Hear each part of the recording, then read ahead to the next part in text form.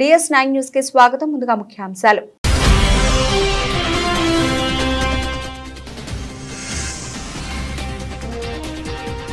తెలంగాణ తల విగ్రహాన్ని ఆవిష్కరించిన సీఎం రేవంత్ రెడ్డి. పాల్గొన్న మంత్రులు, ఎమ్మెల్యేలు, అధికారులు.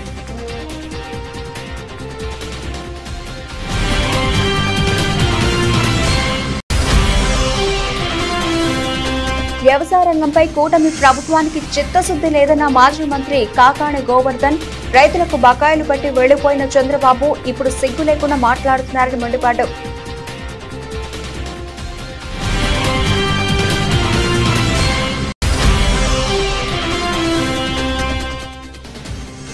మేడ్చల్ మల్కాజ్గిరిలో తెలంగాణ తల్లి విగ్రహాన్ని ఆవిష్కరించిన కేటీఆర్. తెలంగాణను సాధించిన వాడిగా కేసీఆర్, ద్రోహిగా రేవంత్ చరిత్రలో నిలిచిపోతారన్న కేటీఆర్.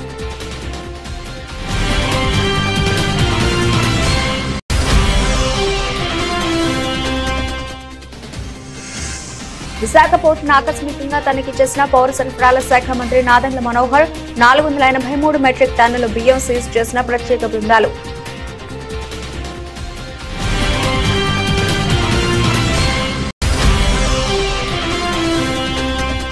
పాలకుర్తి నియోజకవర్గ పరిధిలో తెలంగాణ విగ్రహానికి పాలాభిషేకం చేసిన బీఆర్ఎస్ నేత ఎర్రబెల్లి దయాకర్ రావు.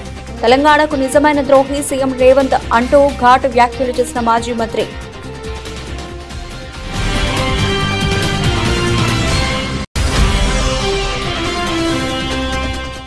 పోలవరం ప్రాజెక్టులో అత్యంత కీలకమైన డయాఫ్రామ్ వాల్ నిర్మాణ పనులను వచ్చే నెల 2వ తేదీన ప్రారంభించాల్సిందే కాంట్రాక్టు సంస్థలను ఆదేశించిన జలవనరుల మంత్రి నిమ్మల రామానాయుడు.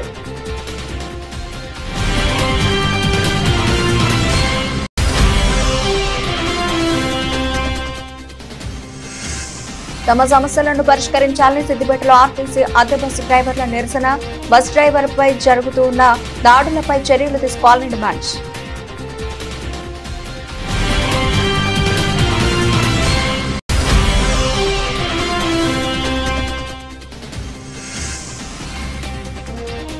ఫ్యామిలీ గొడవపై స్పందించిన మంచు విష్ణు. ఫ్యామిలీ గొడవను పెద్దగా చిత్రీకరించడం తగదని వ్యాఖ్య.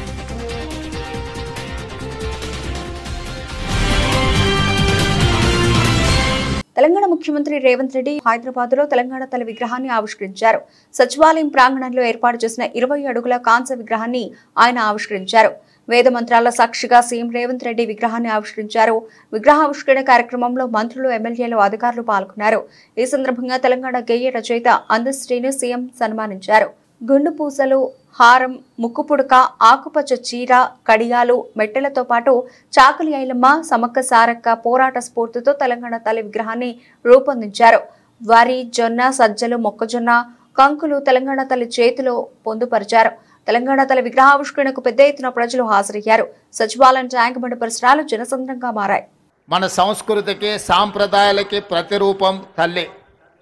4 కోట్ల తెలంగాణ ప్రజలు దశాబ్దాల కాలం పాటు పోరాటం చేసి అమరులై సాధించుకున్న తెలంగాణ రాష్ట్రంలో ఈరోజు మన తెలంగాణ తల్లిని ప్రతిష్ఠించుకోవడం మనందరికీ గర్వకారణం.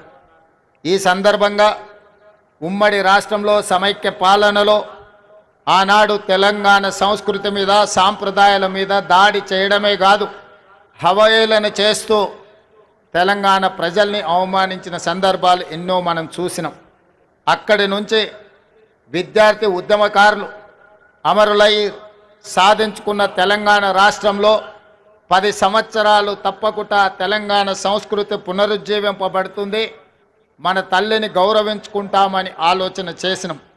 కానీ ఒక వ్యక్తి, ఒక కుటుంబం, ఒక రాజకీయ పార్టీ తమ గురించి మాత్రమే ఆలోచన చేసి 4 కోట్ల తెలంగాణ ప్రజల యొక్క ఆకాంక్ష పట్ల నిర్లక్ష్యం వహించడం వల్ల ఈనాడు ప్రజాప్రభుత్వం తెలంగాణ రాష్ట్రంలో ఏర్పడ్డ తర్వాత తెలంగాణ రాష్ట్రంలో తెలంగాణ ప్రజల యొక్క ఆకాంక్ష నెరవేర్చాలన్న ఆలోచనతో నా సహచర మంత్రివర్గ సహచరులందరూ సంపూర్ణమైన సహకారంతో ఈరోజు ఈ కీలకమైన నిర్ణయాలు మనం తీసుకోవడం జరిగింది. మిత్రులారా, ఆనాడు మీకు అందరికీ తెలుసు, తెలంగాణ రాష్ట్రంలో ఉద్యమం ఉవ్వెత్తున లేచినప్పుడు తెలంగాణ యువకులు ముఖ్యంగా తాము తిరిగే బండి మీదనే కాదు, తమ గుండెలపై టీజీ అని రాసుకొని తాము కట్టెల్లో కాలిన శాశ్వతంగా పచ్చబొట్టు పొడిపించుకున్న టీజీ ప్రజలకు శాశ్వతంగా గుర్తింపు ఉండాలి అని ఆనాడు టీజీ తెలంగాణ యువకులు గుండెల మీద రాయించుకున్నారు. కానీ తెలంగాణ రాష్ట్రం ఏర్పడ్డ తర్వాత ఆనాటి ప్రభుత్వం తెలంగాణ రాష్ట్రం అంటే టీజీ అని కాకుండా టీఎస్ అని నామకరణం చేయడం ద్వారా తెలంగాణ ఉద్యమకారుల ఆకాంక్షను ఆనాటి ప్రభుత్వము నిర్లక్ష్యం చేసింది.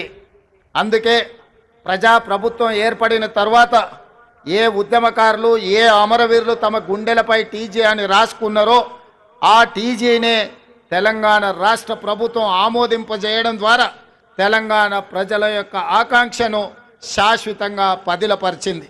అన్ని పంటలకు బీమా ఇచ్చింది వైఎస్ఆర్ కాంగ్రెస్ ప్రభుత్వమే అని నెల్లూరు జిల్లా వైఎస్ఆర్సీపీ అధ్యక్షులు కాకాడ గోవర్ధన్ రెడ్డి అన్నారు. పంట బీమా ప్రీమియంను పూర్తిగా భరించిందన్నారు. తుఫాన్లు వరదలు వచ్చినా వ్యవసాయ శాఖ మంత్రి పౌర సరఫరాల మంత్రి ఒక్క సమీక్ష కూడా చేయలేదని, ధాన్యం బస్తాకు 1700 రూపాయలు కూడా ధర రాని దారుణమైన పరిస్థితి, రైతులు నష్టపోతూ ఉంటే దళారులు బాగుపడుతున్నారు. వ్యవసాయ రంగంపై కూటమి ప్రభుత్వానికి చిత్తశుద్ధి లేదన్నారు. 960 కోట్ల రూపాయలు ధాన్యం రైతులకు బకాయి పెట్టి వెళ్లిపోయిన చంద్రబాబు ఇప్పుడు సిగ్గు లేకుండా మాట్లాడుతున్నారని మండిపడ్డారు. పంట నష్టానికి వస్తే ఆ బీమాని ఎత్తేశారు మీరు. ఈరోజు జగన్మోహన్ రెడ్డి గారు ఉచిత పంటల బీమా ఇచ్చాడు. ఉచిత పంటల బీమా అంటే బహుశా చంద్రబాబు నాయుడుకి తెలుసో తెలీదో, ఒక వంతు కేంద్ర ప్రభుత్వం భరిస్తే, ఒక వంతు రాష్ట్ర ప్రభుత్వం భరిస్తే, ఒక వంతు రైతు భరించాలి. కాబట్టి ఆ రైతు భరించాల్సినటువంటి అవసరమే లేకుండా ఈ క్రాపింగ్ అయిపోయిందంటే ఆ పంటకు సంబంధించినటువంటి రైతు చెల్లించాల్సినటువంటి మొత్తాన్ని రాష్ట్ర ప్రభుత్వమే చెల్లించేది. కాబట్టి రాష్ట్ర ప్రభుత్వ వాటా, రైతు వాటా చెల్లించి కేంద్ర ప్రభుత్వానికి సంబంధించినటువంటి ప్రధానమంత్రి ఫసల్ బీమా యోజనలో ఒక వాటా కేంద్ర ప్రభుత్వం ఇచ్చేది. కొద్ది రోజుల తర్వాత జగన్మోహన్ రెడ్డి గారు తీసుకున్నటువంటి యూనివర్సలైజేషన్ ఏదైతే ఉందో, అన్ని పంటలకి అన్ని దగ్గరలా కొంతమందికే ఇస్తాం, మేము వాటికి సంబంధించినటువంటి దాంట్లో ఫారెస్ట్ రైట్స్ కింద చేసుకున్నటువంటి వాళ్ళు ఉండొచ్చు, ఎండోమెంట్ దగ్గర ఉండేటువంటి వాళ్ళు ఉండొచ్చు, కౌలు రైతులకు సంబంధించి ఉండొచ్చు, వాళ్ళందరికీ మాత్రం మేము ఇవ్వము.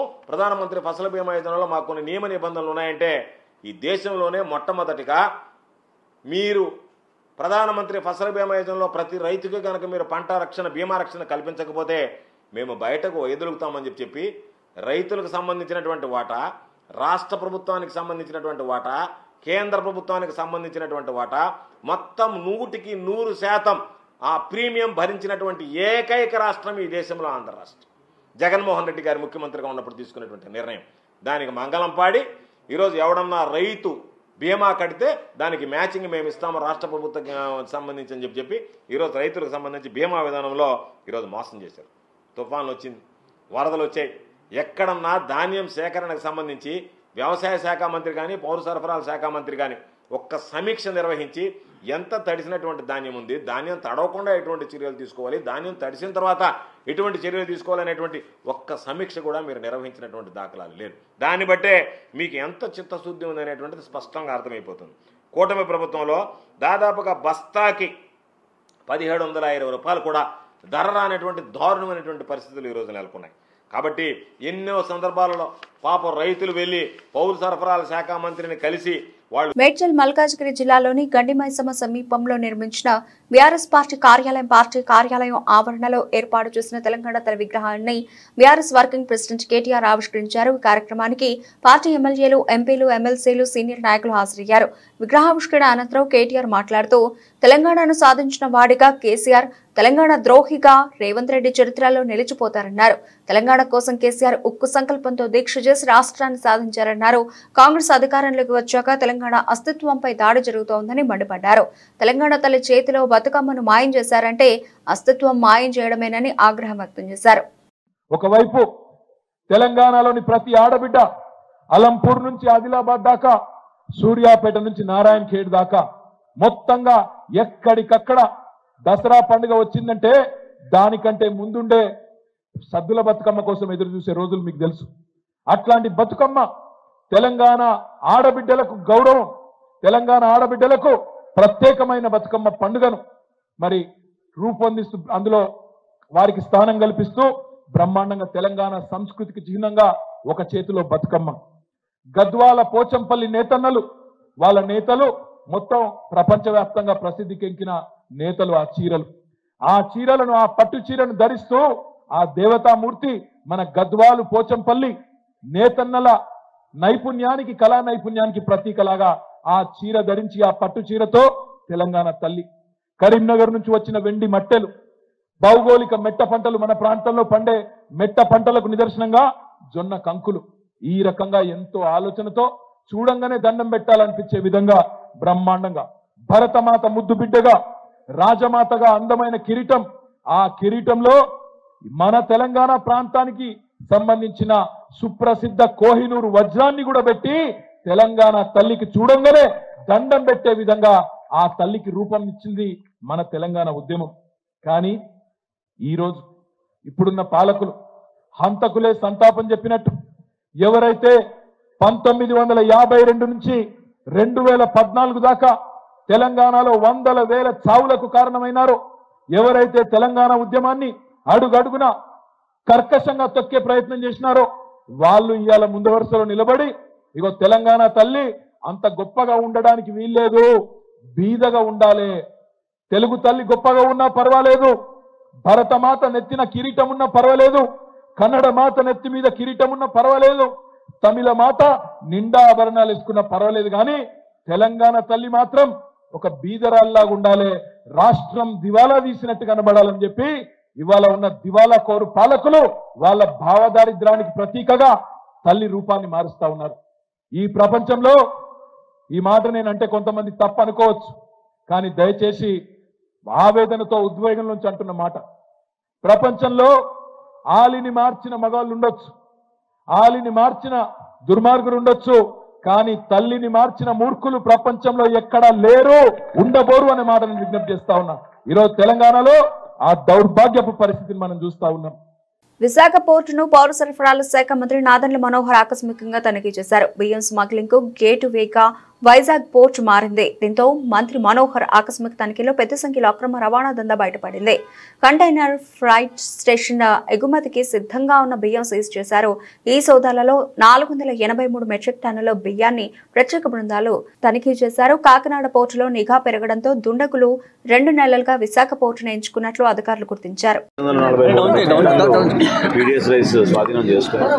తప్పకుండా ఇంకా ఇన్వెస్టిగేషన్ జరుగుతుంది. ఇంకా లోతుగా వ్యవహారం పైన డాక్యుమెంటేషన్ అవన్నీ తీసుకున్న తర్వాత జాయింట్ కలెక్టర్ గారి ఆధ్వర్యంలో టీమ్స్ ఫామ్ చేశాం.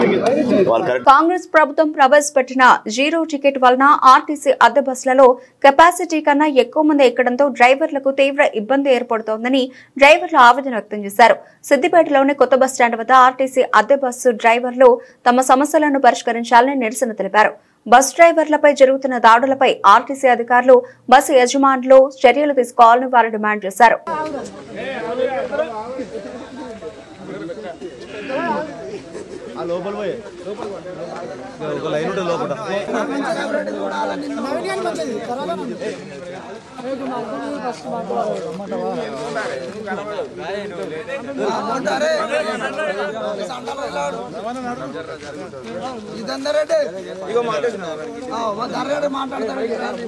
డ్రైవర్ల ఐక్యత, డ్రైవర్ల ఐక్యత, డ్రైవర్ల ఐక్యత,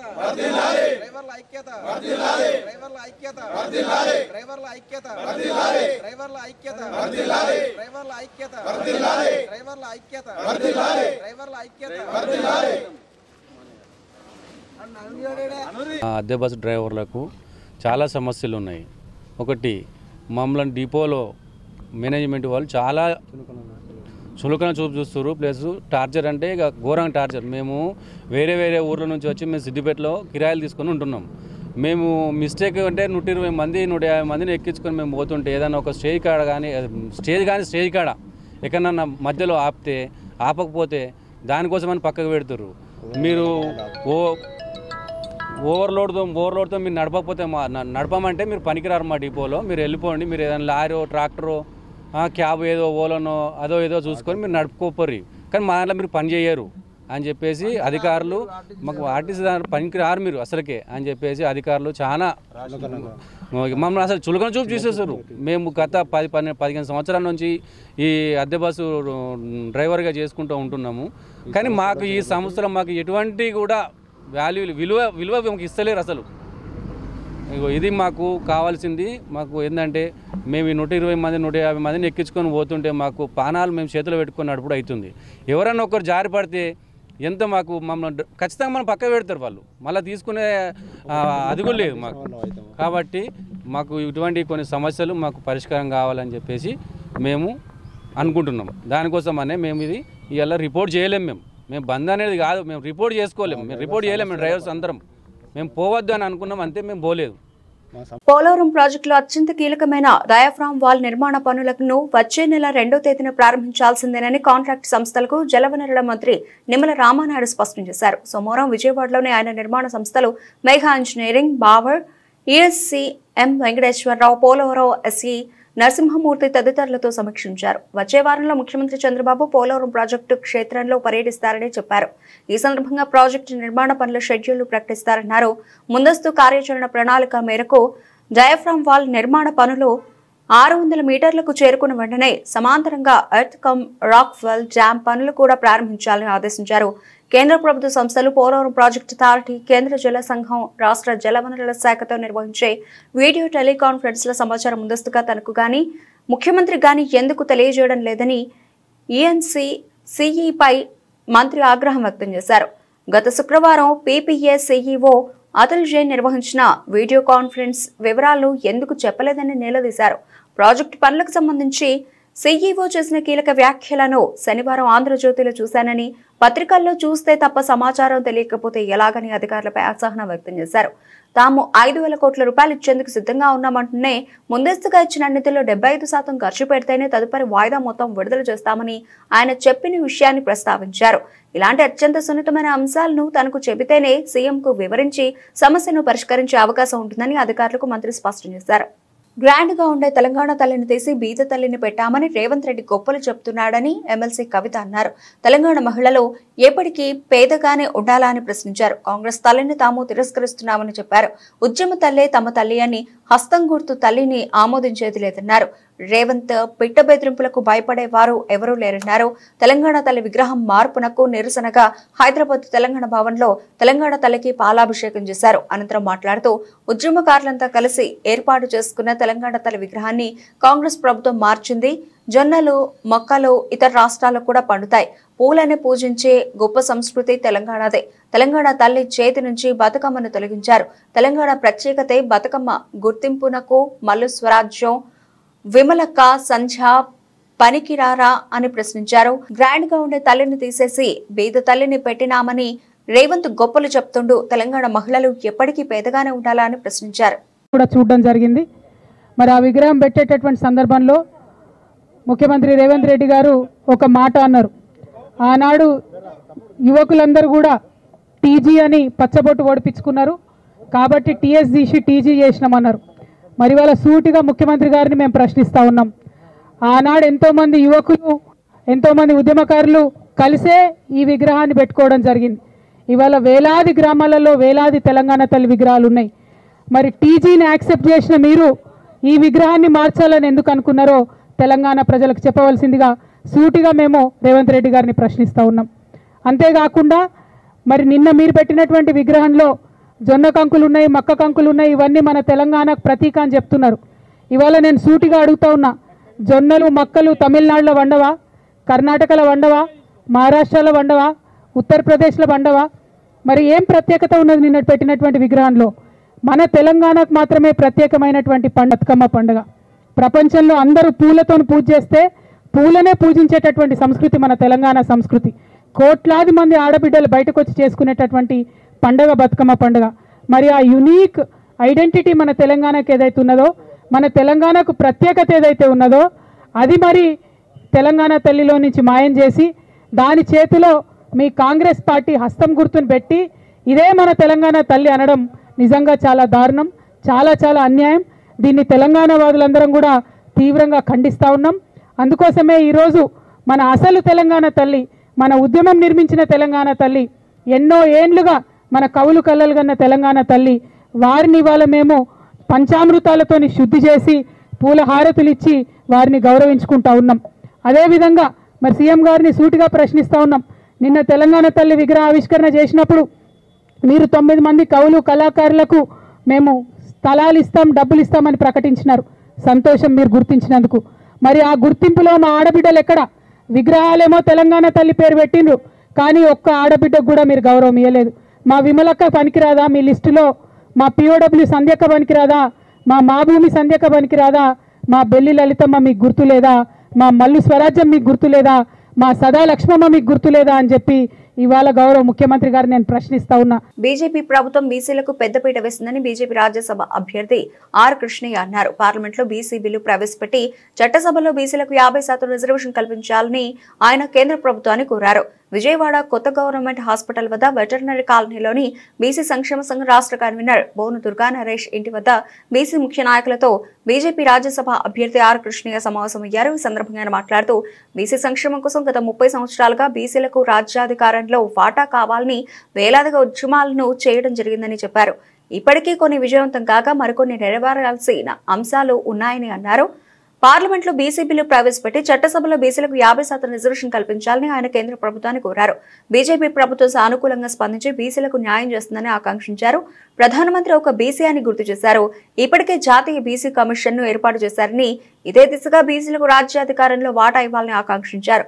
అనంతరం బీసీ సంక్షేమ సంఘం రాష్ట్ర కన్వీనర్ బోను దుర్గా నరేష్ మాట్లాడుతూ బీసీ సంక్షేమ సంఘం బలోపేతం అవడానికి బీసీల ఆశయ సాధన కొరకు తీసుకోవాల్సిన నిర్ణయాలను బీజేపీ రాజ్యసభ అభ్యర్థి ఆర్ కృష్ణయ్య వివరించారని అన్నారు. యావత్ భారతదేశంలో బీసీల కొరకు పోరాడే ఏకైక వ్యక్తి ఆర్ కృష్ణయ్య అని దుర్గా నరేష్ కొనియాడారు. బీసీల అభ్యున్నతి కొరకు ఆర్ కృష్ణయ్య అనేక ఉద్యమాలు చేసినట్లు తెలిపారు. బీసీల కొరకు నిరంతరం పాటుపడే నాయకుడైన ఆర్ కృష్ణయ్యను బీజేపీ ప్రభుత్వం గుర్తించి రాజ్యసభ అభ్యర్థిగా ఎంచుకోవడం అభినందనీయమని, ఆర్ కృష్ణయ్య పార్లమెంట్లో బీసీల కొరకు తన గళాన్ని వినిపించాలని దుర్గా నరేష్ ఆకాంక్షించారు.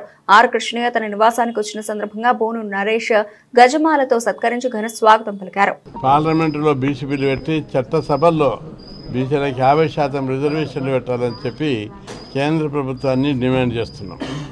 బీసీ సంక్షేమ సంఘం గత 30 సంవత్సరాలుగా బీసీలకు రాజ్యాధికారంలో వాటా కావాలని వేలాది ఉద్యమాలు చేయడం జరిగింది. అయినా ఇప్పటికి కొన్ని డిమాండ్లు సక్సెస్ అయినాయి, ఇంకా చాలా డిమాండ్లు సక్సెస్ కావాల్సినవి.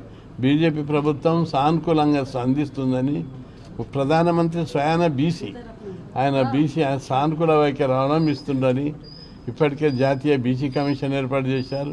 బీసీ రిజర్వేషన్ ఏబీసీడీ చేయడానికి ఒప్పుకున్నాడు. ఇంకా అనేక డిమాండ్లను సపరేట్ డిపార్ట్మెంట్ పెట్టడానికి సానుకూలంగా ఉన్నాడు.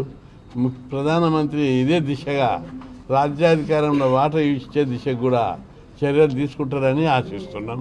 అదేవిధంగా బీసీ రిజర్వేషన్లపై ఉన్న క్రిమిలేయర్ తొలగించాలని, విద్యా ఉద్యోగ రిజర్వేషన్లను జనాభా ప్రకారం పెంచాలని, కేంద్రంలో బీసీలకు ప్రత్యేక మంత్రిత్వ శాఖ పెట్టి ఏటా 2 లక్షల కోట్ల బడ్జెట్ కేటాయించి కాలేజ్ విద్యార్థులకు స్కాలర్షిప్లు, ఫీజుల reimbursement, post matric pre matric విద్యార్థులకు స్కాలర్షిప్లు మంజూరు చేసి బీసీలను విద్యారంగంలో ప్రోత్సహించాలని చెప్పి కేంద్ర ప్రభుత్వానికి నేను సూచిస్తాను. తెలంగాణకు నిజమైన ద్రోహి సీఎం రేవంత్ రెడ్డి అని మాజీ మంత్రి బీఆర్ఎస్ నేత ఎర్రబెల్లి దయాకర్ రావు అన్నారు.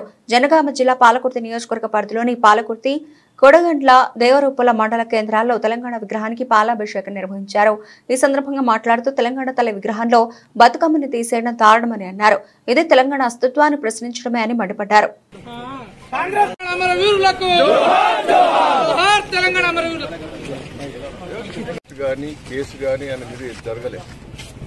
తెలంగాణకి వ్యతిరేకంగా పనిచేసిన చాలా సాక్ష్యాలు. చంద్రబాబును లెటర్ ఇవ్వని మేము 15 మంది ఎమ్మెల్యేలను వదిలిపెడితే ఈయన ఒక్కడే చంద్రబాబు గారికి ఇవ్వద్దని మాట్లాడినాం.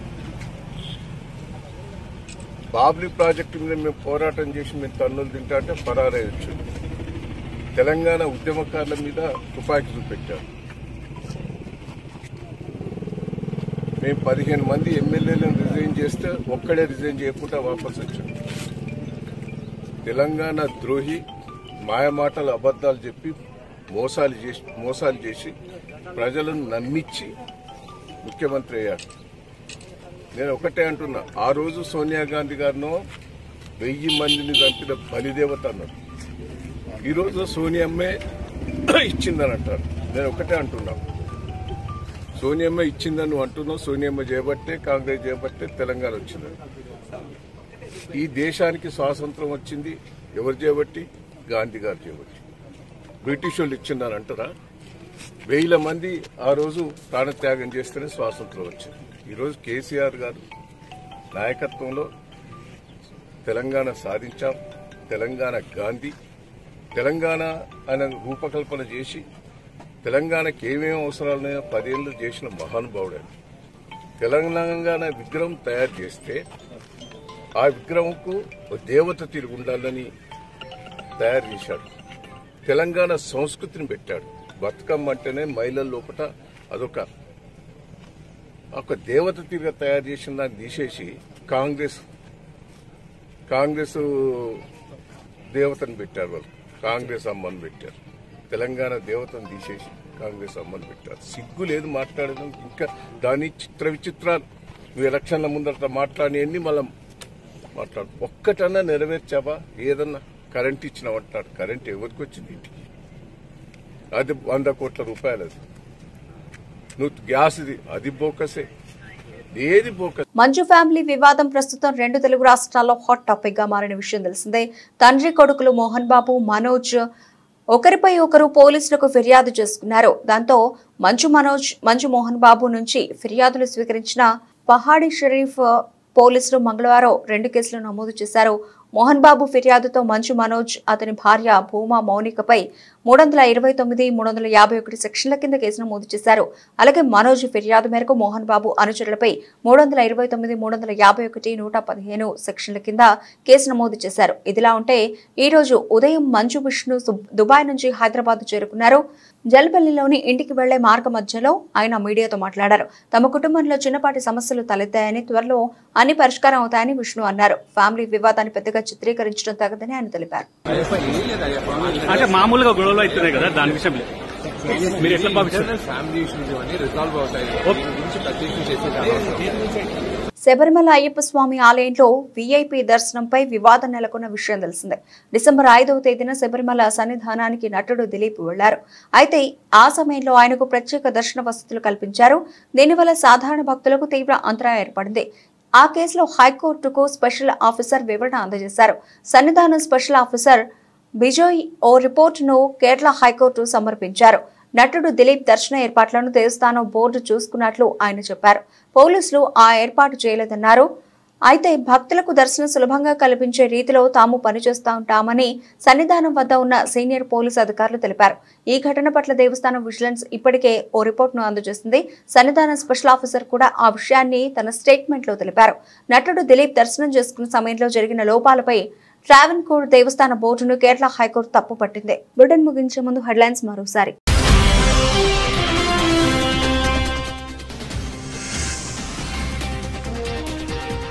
తెలంగాణ తల విగ్రహాన్ని ఆవిష్కరించిన సీఎం రేవంత్ రెడ్డి, పాల్గొన్న మంత్రులు, ఎమ్మెల్యేలు, అధికారులు.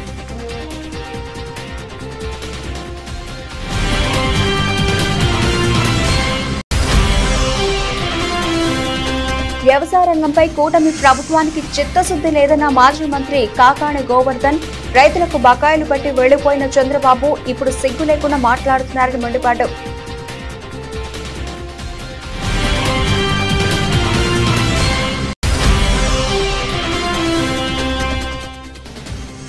మేడ్చల్ మల్కాజ్గిరిలో తెలంగాణ తల్లి విగ్రహాన్ని ఆవిష్కరించిన కేటీఆర్, తెలంగాణను సాధించిన వాడిగా కేసీఆర్, ద్రోహిగా రేవంత్ చరిత్రలో నిలిచిపోతారన్న కేటీఆర్.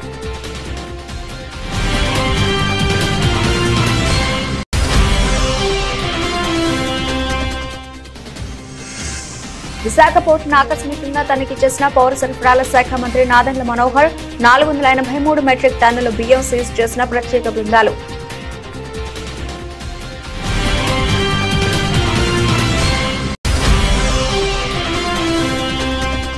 పాలకుర్తి నియోజకవర్గ పరిధిలో తెలంగాణ విగ్రహానికి పాలాభిషేకం చేసిన బీఆర్ఎస్ నేత ఎర్రబెల్లి దయాకర్ రావు, తెలంగాణకు నిజమైన ద్రోహి సీఎం రేవంత్ అంటూ ఘాటు వ్యాఖ్యలు చేసిన మాజీ మంత్రి.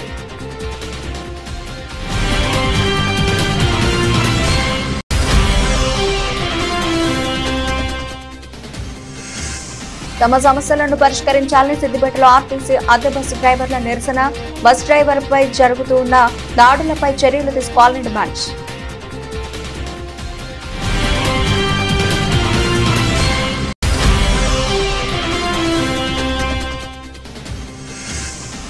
రాష్ట్రంలో కాంట్రాక్టు ఉద్యోగులకు ఉద్యోగ భద్రత కల్పించడంతో పాటు పనికి తగ్గ వేతనం ఇవ్వాలి ప్రభుత్వాన్ని డిమాండ్ చేస్తున్న సివిల్ సప్లై కార్పొరేషన్ మాజీ చైర్మన్ సర్దార్ రవీందర్ సింగ్.